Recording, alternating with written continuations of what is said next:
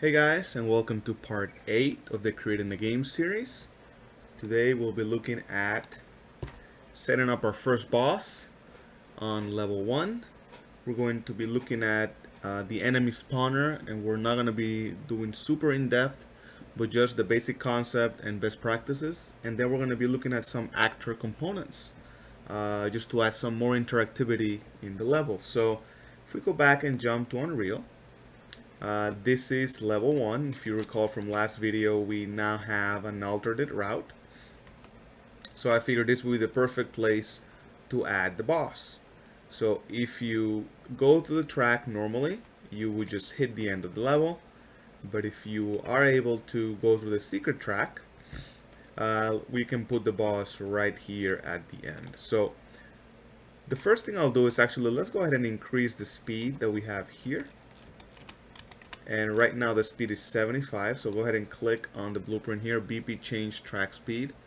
Let's make this 100, just to make it a little bit faster. And then let's go ahead and clone these cubes here. So click Alt and drag. And let's go ahead and rotate about 40 degrees. And the reason I'm doing that is simply for us to get an idea of the speed. Let's go ahead and scale this maybe to 30. Hit end. Alright. And now we're going to select all of these, clone them again. Okay, and clone them again. Alright, and then it's going to continue grabbing cubes here. And same thing, clone them, whoops. So they are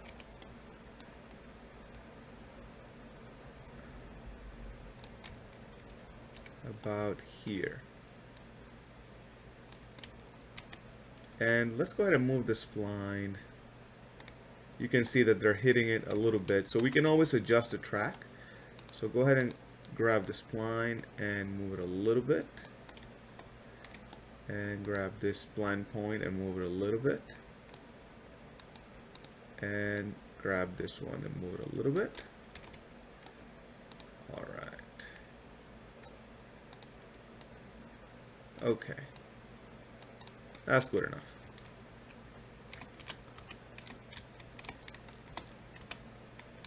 It's just to give us a sense of speed, how we're going really fast.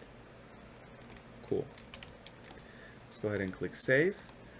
And let's add a different platform for the boss. Go ahead and clone this. We're going to make this a 50. So obviously a little bit smaller. And let's make it like this. Let's enlarge this a little bit more. Create a new spline point and put it all the way here. And we're going to take out the stage clear blueprint, because we will not be ending the stage on overlap. We want to kill the boss. Okay. Alright, and now let's go to blueprints, characters, enemies, bosses, and we're going to do boss 1. And go ahead and just drag BP boss 1 into the place. Okay. And let's turn him so he's facing the player when he comes in. Alright, let's kind of put him over here. And I'm not going to spend too much time on the settings for the boss. I will say that obviously a lot of the settings here are hopefully self-explanatory. Just go ahead and explore all the different settings, play around with everything that you can customize. But the bosses here are intended to be for demonstration purposes only, obviously. So just look at the way I did certain things if you're interested in the behavior. and just try to modify it or copy some of that code. Um, Obviously, the boss AI isn't really scalable. It's done specifically for the boss, unlike the really generic enemy AI. So again, the bosses are not going to be a big focus, but just take a look at the code and take a look at the different options and customize it to your liking. So, okay, so the first thing we'll notice is obviously there's a bunch of different settings here. We're going to notice the boss active here, that the boss is actually not active.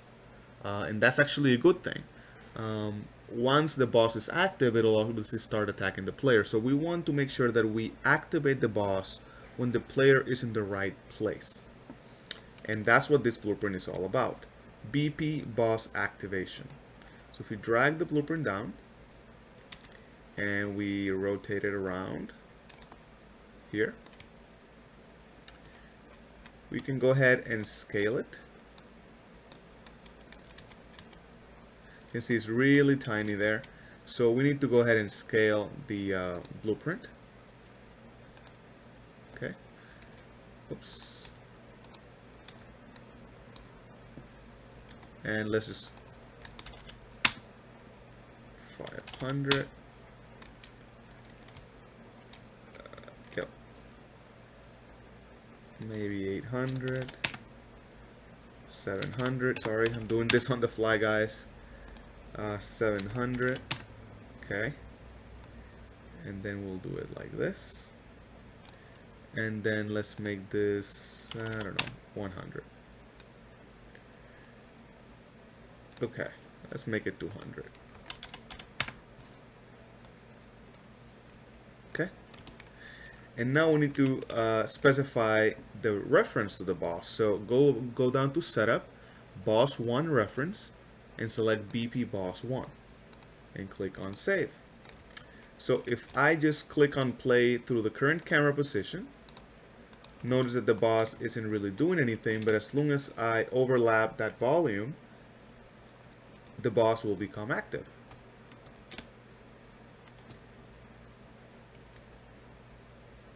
And you see, as soon as it becomes active, the B in the map appears, the enemy health, the boss 1 enemy health appears, and he then is now attacking you.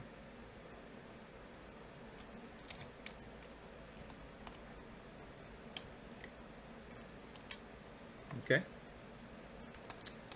very good. So that's pretty cool. But what happens if the player leaves the area, right?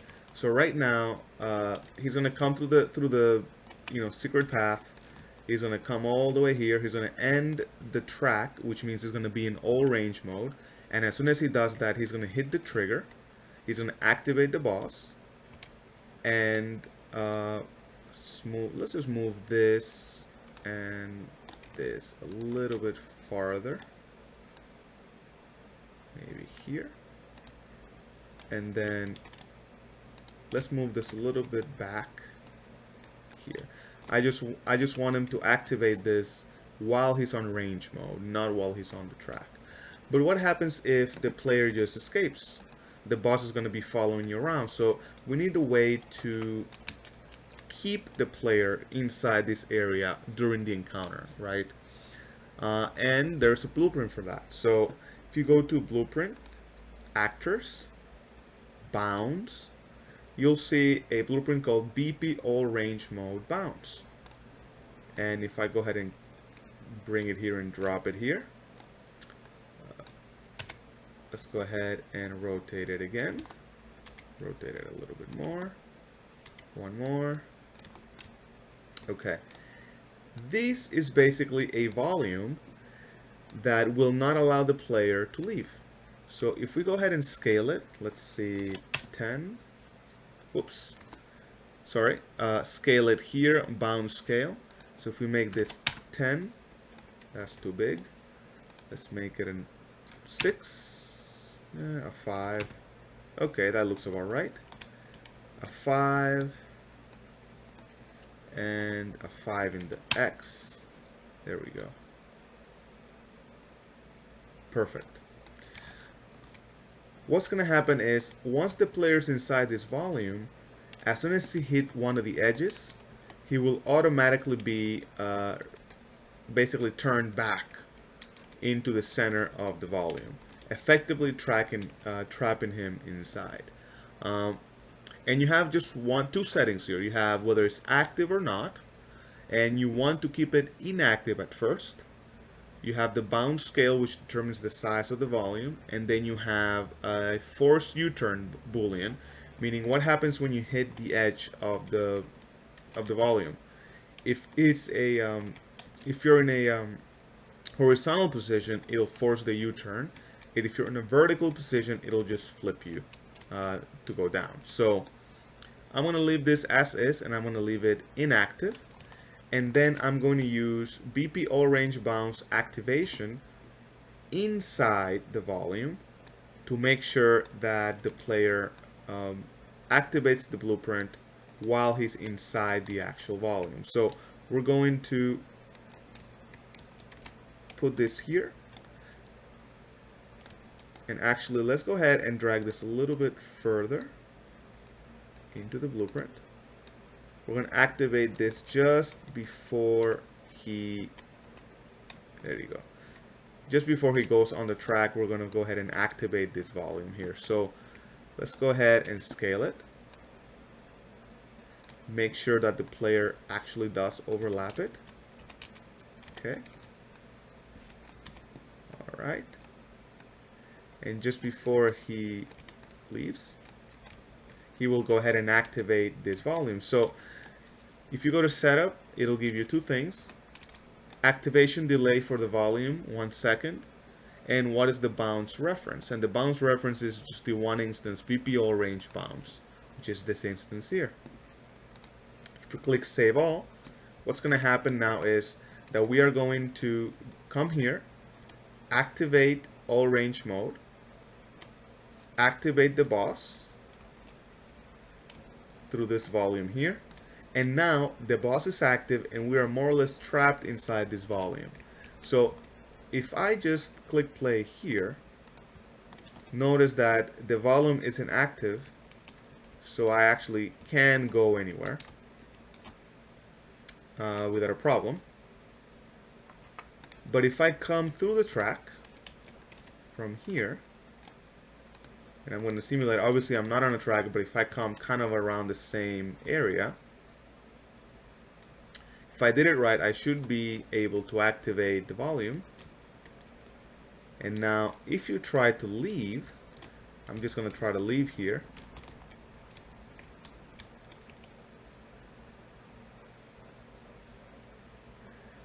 You just saw that the player did a U-turn. By the way, I didn't do that voluntarily. That was automatically done. So you are now trapped inside this volume. So if you try to leave, you will automatically do a U-turn and you'll come back to fight the boss. So that's the general idea. So now if we go ahead and start the level from the beginning, click on default. Just going to zoom past here. We're going to make sure that we go through the alternate route. So we want to go underneath the arches. Okay, we go ahead and speed things up here. We're going through the secret route, and now remember we increased the speed to about 100, and we're gonna hit that up, and you can see now that we're going a lot faster. And these cubes here just give you a sense of the speed. We're going to continue going here, and then we are going to now go into all range mode, and the boss is active. So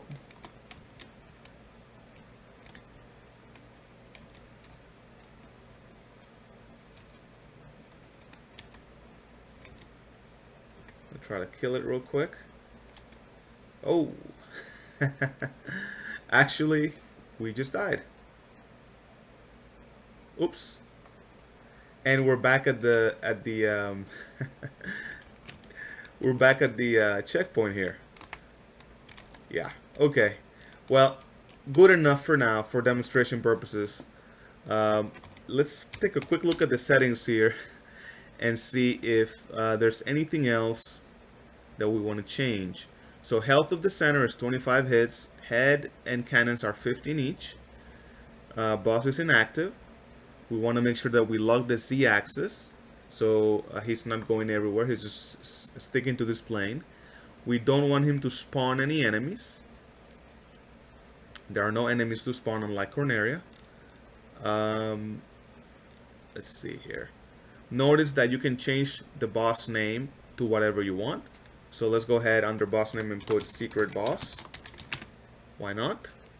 You do have 2 hurt messages and 1 death message. And the hurt messages are picked at random.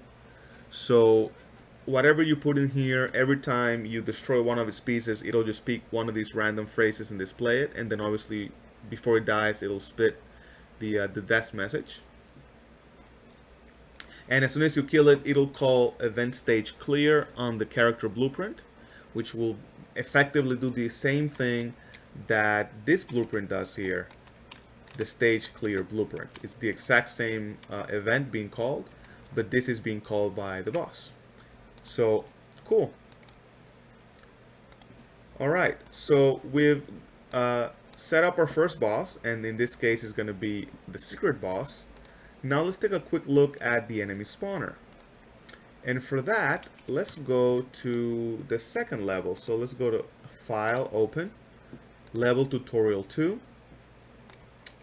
And this is, if you recall, the level where we have all of the procedural debris. If we click on Play, here we are. Let's make this a little more interesting and have this rotate as well.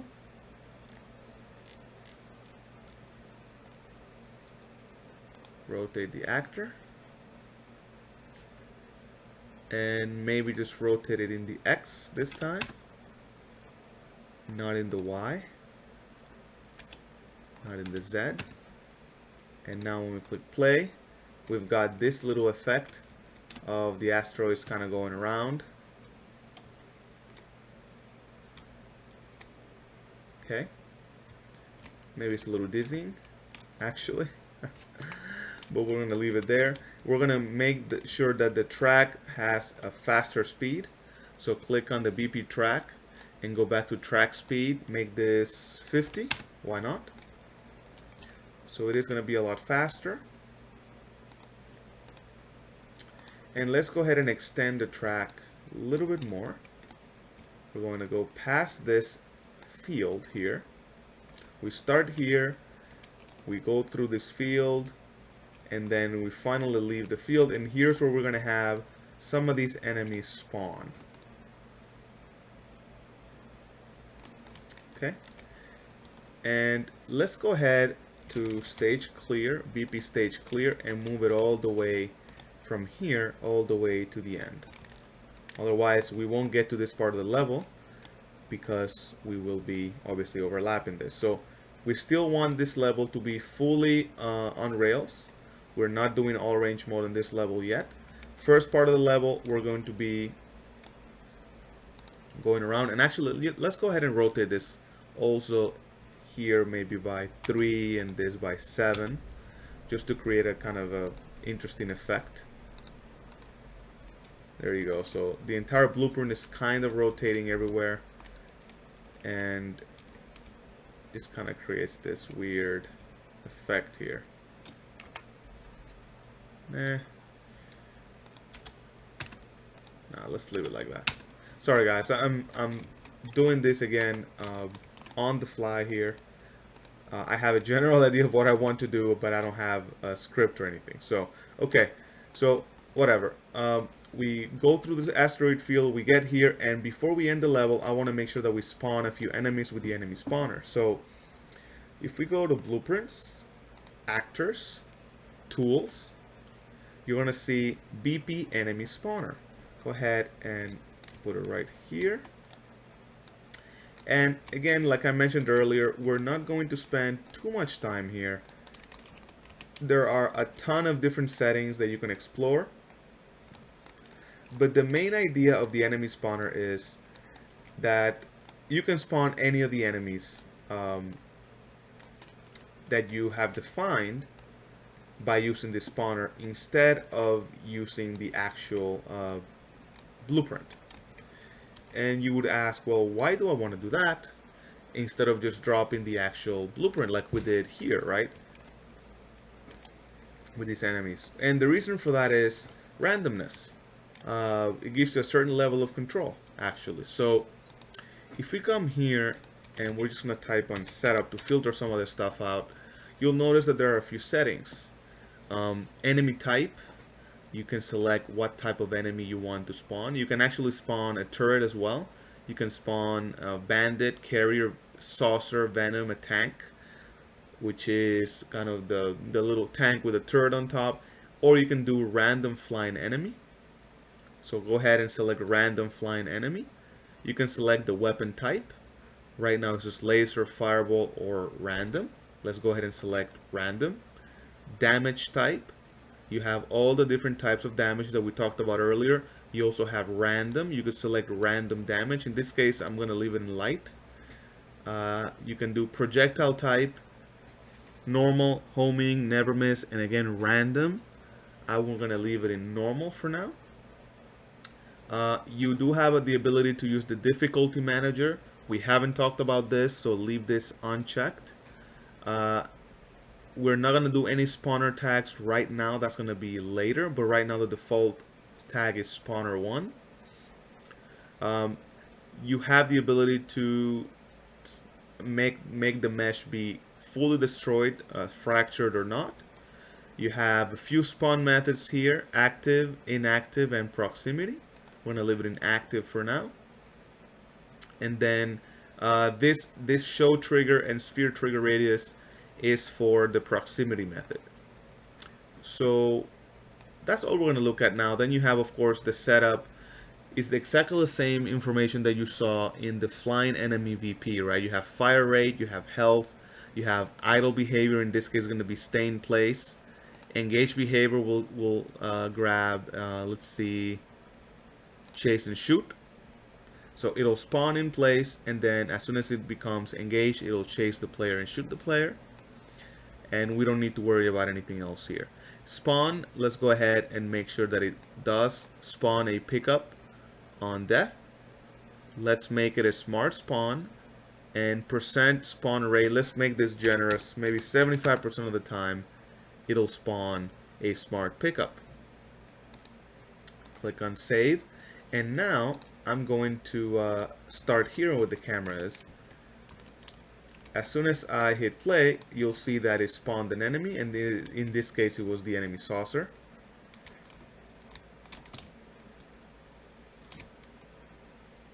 And you can see he's on the radar here. If I click play again, now it's another enemy. Okay. You can see he's following me and shooting at me. That's the chase and shoot behavior. I'll go ahead and kill it. And you can see that the smart spawn picked up the shield because my shield was low, which is why I think that's a really cool default to have, unless you want something very specific to spawn. So let's go ahead and spawn, and not spawn, duplicate the enemy spawner just a few times here. Maybe here. And then maybe down here.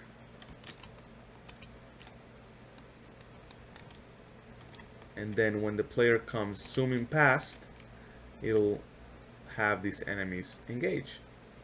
So let's go ahead and change the speed of the track and slow down the player. Right now he's going at about 50. Let's make this 75. Let's make it interesting. It's going to be a really fast part of the track. As soon as he exits, let's go ahead and change the speed. So grab BP, go to blueprints, actors, tracks, BP, change track speed.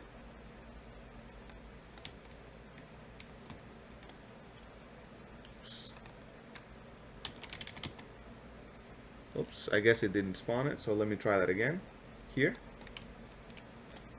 And And let's go ahead and drag it here. All right.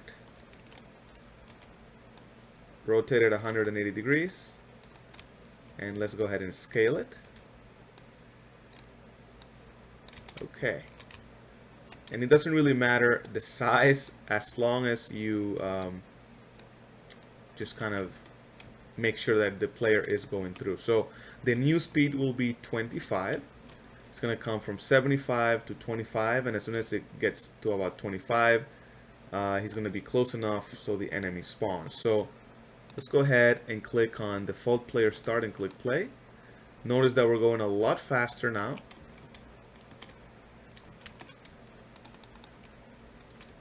We get the message. And as soon as we exit, our speed is slowed. And we got the enemies following us around. Cool. One quick thing, sorry guys. Grab the procedural debris. We're going to make the Z 50 as well. That way when we're rotating, it looks a lot more natural. And let's increase the instances to maybe 1200. Why not? Okay, cool. So what else can we add here? We have random enemy spawn, and you can see every time we play, we've got a few enemies, and because we're far, they're kind of being static there. As soon as we get close enough, they become active and start following us and shooting at us. You can see there, these guys are there. And now we're kind of zooming past, and they're trying to keep up, but they can't really keep up because we're going really fast. This is the point where you would make their speed a lot faster. So instead of doing this, let's do something else. Let's go ahead and delete these guys here and go back to the original. And we're about to clone these guys, but might as well just use this and make the change only one time. There we go. Let's go ahead and modify the speed. So if we go to, let's see here, max speed, let's make this 8,000. And let's make the acceleration 5,000. Okay. And now what we want, instead of them randomly spawning, is we want a wave of enemies to spawn. And you saw that on the trailer. So let's make sure that we can get that done before we close on the video. So the player is going to come here. He doesn't see any enemies. And all of a sudden, I want a wall of enemies to appear. So if we just go ahead and clone the enemy spawner here. And again. And we're going to grab these three here and clone them and put them here. Clone them again. Clone them again. Clone them again. Quite a bit of enemies here. Okay. So it's almost like a wall of enemies. As soon as the player gets close, we want the enemies to appear immediately. Let's space them out a little bit actually. So let me just grab the top and drag them a little bit higher. And we're going to do the same for the bottom.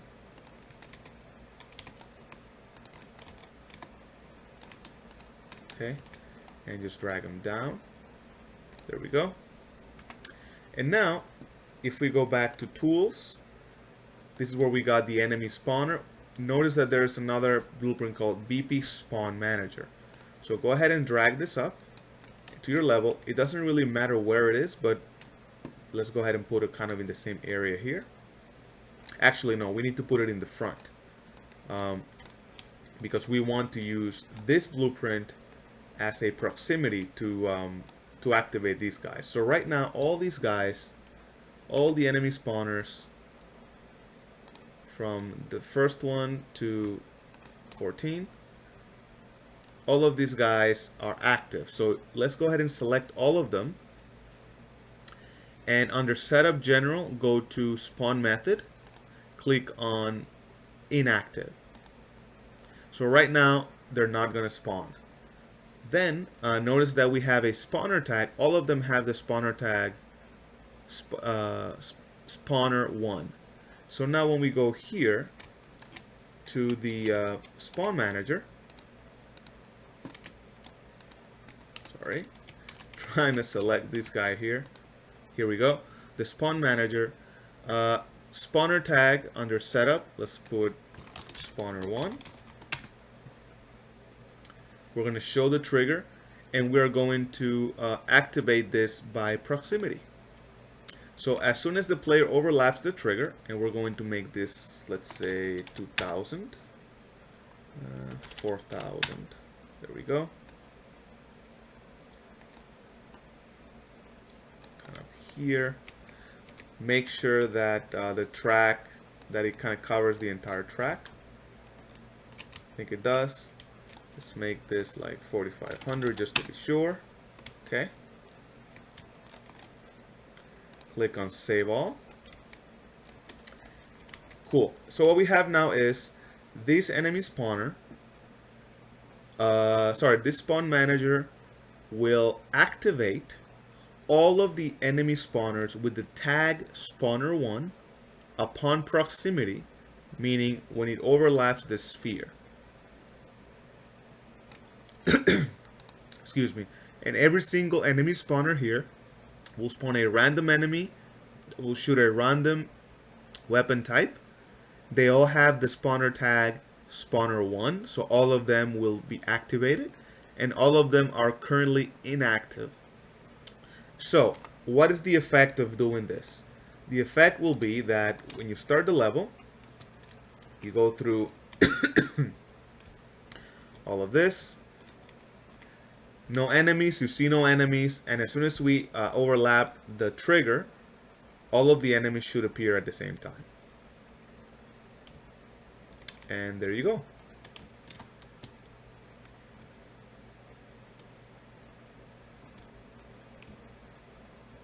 And again, all of the enemies are random, and they have the same behavior, chase and shoot, but their weapons are random, and the flying enemy is random.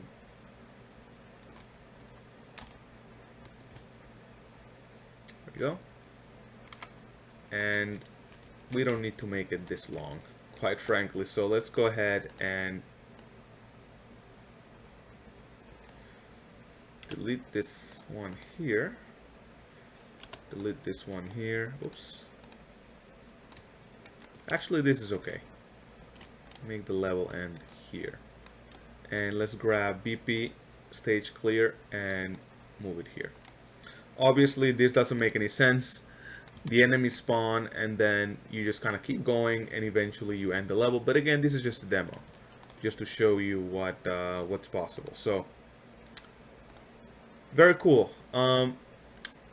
Look at some components. We're gonna go ahead and look at this in the next video. This has gone long enough. So this is a good place to stop. Just to recap, we were able to set up our first boss in level 1. This boss is inactive at first until you overlap its trigger.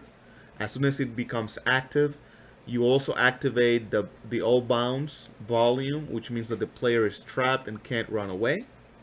When the boss dies, it'll automatically call the same event, event stage clear, which will then use the level linking system to go to the next level.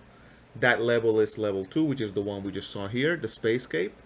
Here we are using the procedural debris to obviously create this little asteroid field thing. We are using the spawn managers to create a wave of enemies by using 16 individual enemy spawners, which will then spawn a random enemy type with a random weapon.